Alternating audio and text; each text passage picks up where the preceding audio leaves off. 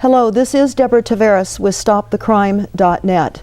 This is an emergency broadcast to let everyone know that is listening that this flu season that has spread through the United States is a biological warfare that has been induced upon us. So I'm going to talk to you about that now, read to you what the media is telling us, and then talk to you about the ways in which we know it's a biological warfare. Okay, so it is very important for you to understand that the Center for Disease Control is an agency whose purpose and sole purpose is to support vaccinations for Big Pharma. The CDC has been caught altering data on the MMR vaccine that causes autism as leaked by whistleblowers within the CDC. Please watch the YouTube Vaxxed. The article I am going to read to you below is misleading the public, because we are an agency network of corporations and we are being deceived, and this is a genocide program. So here's what the article is telling us. 2018 flu season is shaping up as one of the worst in years, officials are telling us. The entire continental United States is experiencing widespread flu right now. The first time in 13 years of the current tracking system that this has happened, according to the Center for Disease Control and Prevention. There's no prevention about anything with the Center for Disease Control. They are a genocide agency working for Big Pharma. Officials said that the flu season is shaping up to be one of the worst in recent years. The rate of flu hospitalizations and the number of people hospitalized with the flu per 100,000 nearly doubled last week. They go on to tell us that the latest data for the week ending June 6th of 2018 suggests the season may have peaked right now, the CDC's director told reporters last Friday. But she warned that many more people will be infected before the season is over. There's a difference between an active flu season when a large number of people get sick and a severe season when numbers of people hospitalized for flu or who die from the infection is usually high. It can be hard to tell in real time where a flu season will fall in the severity scale, because sometimes reports of influenza hospitalization and deaths, especially deaths among children, lag. That being said, this year is starting to look like a severe season for flu, and maybe more severe than last year, which was also bad, said the head of the CDC's influenza division. There's lots of flu in lots of places. Recently, there's been an uptick in activity by another influenza, and they talk about various viruses in this article, and they talk about warning that even if the season appears to have peaked, flu viruses will circulate for weeks to come, and people should continue to take precautions against getting infected. People over the age of 65 are being hospitalized for flu this season more than any other population. They're targeting that population for genocide. Even people age 50 to 64 are being hospitalized in large numbers. Flu often hits the ends of age spectrum more than the middle, and that's the case this year as well. A grim tally may continue to rise in coming weeks of deaths. Officials feared that the flu vaccine may not work particularly well this season, but it appears to be faring slightly better than expected. Preliminary testing by the CDC suggests the vaccine is probably more protective than it was in Australia during its 2017 winter. The Australian interim estimate suggested that the vaccine was the main virus that was able to affect the H3N2, was the main virus that during their most recent winter was only about 10% effective. Only 10% effective.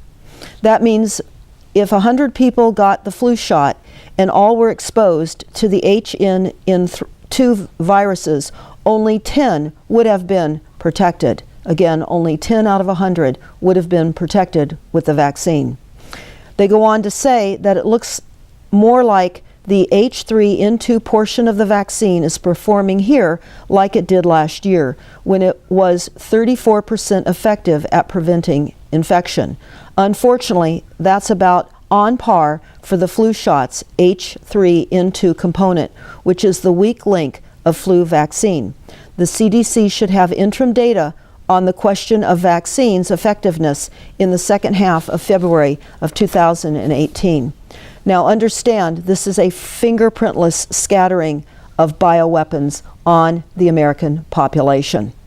Now, I have had this vetted with higher ups, and it's conclusive. This is part of the genocide program and the Rothschild and Rockefeller assault to transform the United States by all kinds of weapons systems, not only economic, but attacks with flus as well. So I wanted to read to you some of the sections out of the NASA War Plan. This will be linked under this broadcast and on stopthecrime.net, which reveals the following and is being executed by the U.S. Air Force, DARPA, the CIA, FBI, Southern Command, Atlantic Command, Australian Department of Defense, and many others are involved in the NASA War Plan. On page 51, it talks about the use of a fingerprintless scattering of bioweapons for war strategies and what they're doing here in this country. They talk about bacteriological viruses, fatal to disabling, short to long-term scales, undetectable, and binary means two-part system. So they're using undetectable binary assaults on us as well. They talk about, on page 52, that airborne varieties of Ebola and Lassa, etc., this is germ warfare. And they are engaged with germ warfare on the American population. Long-term fingerprintless campaign as opposed to shock and awe. These are bioweapons. Note, the silent weapons system for a quiet war is fully engaged. Page 53 of the NASA War document talks about use of existing biocommatives and infection, and ideal for incapacitating people, as well as this being weaponized by the US and the USSR in the 50s and the 60s, easily transmitted via aerosol. So we know that the overhead spraying program and weather manipulation programs are also being used for the dispersions of viruses as well. We know that. It's highly infectious. They say that a 1 to 5 day incubation, 3-week recovery, tested on humans in Operation Whitecoat, which we're going to discuss in a moment. No treatment available. Now, I'm going to read some of the information from the Silent Weapons for Quiet Wars, which is an operational research technical manual and a declaration of war and genocide on the global population. So on page 6 of Silent Weapons for Quiet Wars, this is what it says. In 1954, this was the issue of primary concern, although the so-called moral issues were raised in view of the law of natural selection. It was agreed that a nation or world of people who will not use their intelligence are no better than an animal so that does not have intelligence. Such people are beasts of burden and stakes on the table by choice and consent. On page 7 of the Silent Weapons System, it says, in interest of the future world order, peace and tranquility, it was decided to privately wage a quiet war against the American public with an ultimate objective of permanently shifting the natural and social energy or the wealth of the undisciplined and irresponsible many into the hands of the self-disciplined, responsible, worthy few. In order to implement this objective, it was necessary to create, secure, and apply new weapons, which, as it turned out, was a class of weapons so subtle and sophisticated in their principle of operation and public appearance as to earn for themselves the name of silent weapons. The public cannot comprehend this weapon, and therefore cannot believe that they are being attacked and subdued by a weapon. We are all being attacked and subdued by these weapons. The public might instinctively feel that something is wrong, but that is because of the technical nature of the silent weapon. They cannot express their feelings in a rational way or handle the problem with intelligence. Therefore, they do not know how to cry for help and do not know how to associate with others to defend themselves against this weapon. When a silent weapon is applied gradually, the public adjusts and adapts to its presence and learns to tolerate its encroachment on their lives until the pressure, psychological and economic, become too great and they crack up. Therefore, the silent weapons system is a type of biological warfare. It attacks the vitality, options, and mobility of the individuals of a society by knowing, understanding, manipulating, and attacking their sources of natural and social energy and their physical, mental, and emotional strengths and weaknesses. Now, the NASA War Plan discussed Operation White Coat, and I'm going to go over that a bit here in this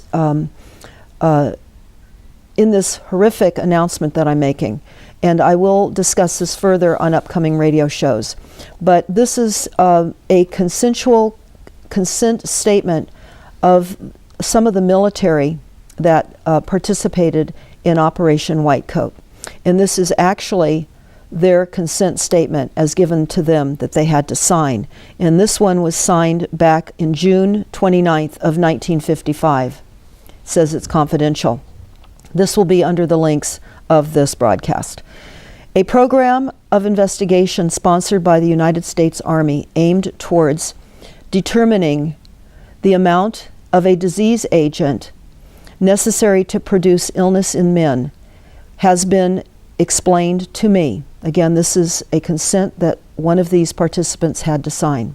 They go on to say that they understand that the only way in which this essential information can be obtained is by the exposure of volunteers to known amounts of the agent. I understand that such volunteers may become ill and that the program is not without hazard. I further understand that the agent to be studied is a virus which is the cause of Q fever. I understand that the organisms causing the disease will be suspended in air. Suspended in air. I'm reading that again. And that by breathing this air, I will expose myself to infection with this disease agent. By breathing the air. This is an aerosol dispersion that the United States has been under. I understand that within 3 to 21 days after the exposure, I may become ill, and that the expected symptoms are fever, headache, and general aching. I understand that the course of the disease may be from 1 to 3 weeks. I understand the decision as to appropriate treatment will be made by the attending physicians. I understand that such treatments, if employed, may have to be given in 2 or more phases. I further understand that I will be restricted to a single area for the period of this study, probably 4 to 6 weeks. I understand that various diagnostic procedures will be required. There has been no exercise of force, fraud, deceit, duress, overreaching, or other forms of constraint or coercion in order to obtain this consent from me. Of my own free will, and after consideration for a period of more than 4 weeks, I affix my signature herein, indicating my willingness as a soldier to serve voluntarily as a subject for these studies, with the understanding that I will not be required to participate in studies which, in themselves, are contrary to my religious beliefs. Operation White Coat goes on to say that the Seventh-day Adventist Church's relationship to the government military activity had been supportive by non-combative means. And in 1936, the Seventh-day Adventist Church established a medical cadet corps training program. This allowed Adventists to remain non-combatant but positive towards the war effort. So it's very important to understand what I just read to you about the form that they were told to sign by the U.S. government, where it says it was not coercion. It was most absolutely coercion. They did not want to serve on the battlefield. So this was an option for them to sign and agree to experimentation so that these experiments could be experimented now and used on us at a later date. So I want to continue to tell you more about Operation Whitecoat. You can look at some of this for yourself, but it goes on to say the history of Operation Whitecoat and the history. Over the course of the 19-year program, more than 2,300 U.S. Army soldiers, many of whom were trained medics, while some volunteered immediately after the basic training for conscientious objections at Fort Houston, Texas, therefore before they began their medic training. The near certainty of being assigned as a combat medic in Vietnam helped some of those instead choose to remain in the United States with the White Coat program. This was coercion. And they contributed in the White Coat experiments by allowing themselves to be infected with bacteria that were considered likely choices for biological attack. They were used as guinea pigs so that we could all be attacked now. The goal was to determine dose response for these agents. The volunteers were then treated with antibiotics to cure the infection. Some volunteers underwent a variety of investigational vaccines for Q fever. And they go on to say that many of these men were never treated at all and were and suffered tremendous damage. The participants were required to sign a consent form after discussing the risks and treatments with a medical officer, the one I read to you, of the soldiers who were approached. After providing 20% of the people declined to be involved in this program. They go on to say that the White Coat operation contributed to vaccines approved by the U.S. Food and Drug Administration, and that it allowed more vaccines to be made and used on all of us. The Operation White Coat came to an end in 1973 when the draft for the U.S. military ended, and thus no more conscientious objectors were to be conscripted. The United States Accountability Office issued a report in September of 1994 which stated that between 1940 and 1973, the United States Department of Defense and other national security agencies studied hundreds and thousands of human subjects in tests and experiments involving hazardous substances. Now I want to just back up and say to you, all of you that are watching, my husband and I went to Washington, D.C. to the records department and got this record out of the records department. What this was what initiated our desire to see this for ourselves from the records department in Washington, D.C. And we went there in 2011. So we received this from the records department. Essentially, we were following up what we understood to be the Congress's agreement to allow the Department of Defense to use chemicals and biologicals on the American citizens without our knowledge or consent. So when we found this document, indeed vetted it for ourselves in Washington, D.C., we realized that much of the spraying that people had endured in Southern California with malathion was all part of the extermination plan. So they go on to talk about unethical human experimentation in the United States. And you can look at all of this for yourselves. I am going to curtail this broadcast now. I will be talking about this on further radio shows, but please be advised that the United States is under a bioweapon chemical attack right now. So everyone, please go to stopthecrime.net, subscribe. We're going to be releasing many, many concerns that we all must know about and figure out how we sustain ourselves during these horrific attacks that we are enduring right now. This is Deborah Tavares with stopthecrime.net. Please subscribe and follow our YouTubes. Thank you for listening.